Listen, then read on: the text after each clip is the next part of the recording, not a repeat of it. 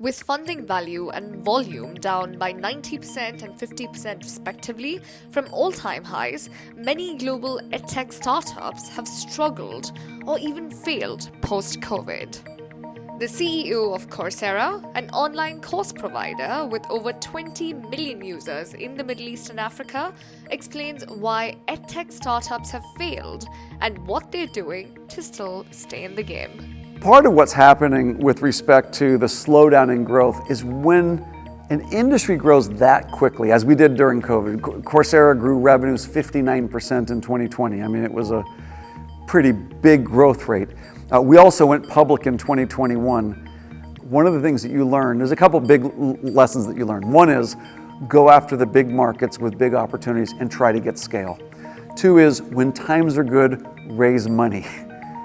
Three is match your pace of spending with your rate of growth. Don't get ahead of yourself. So we have no debt. We have more than $700 million on the balance sheet, so we have a lot of good financial health. We've also become very big and have a global brand. I think a lot of edtech players didn't have enough capital. They grew a little too fast and hired too quickly, so now they're having to pull back more sharply. And with things like language translation, we have global brands that can now be made available in every single language. So I do think there's a value to being a global scale player that's also very well capitalized.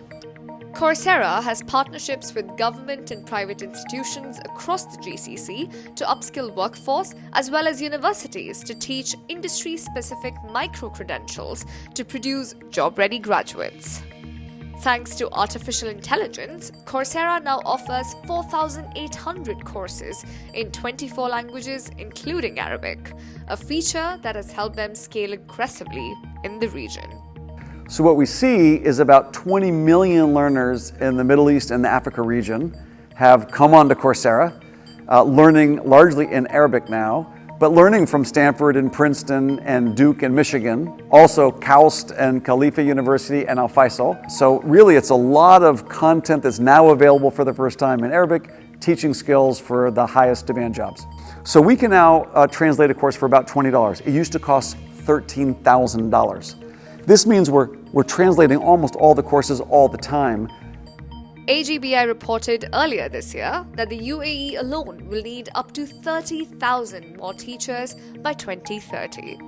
While edtech companies like Coursera can help address the region's skill gap, it also claims to have a solution for faculty shortage. What we're really doing to address the faculty shortage is letting faculty create courses that could be used by other faculty or in business.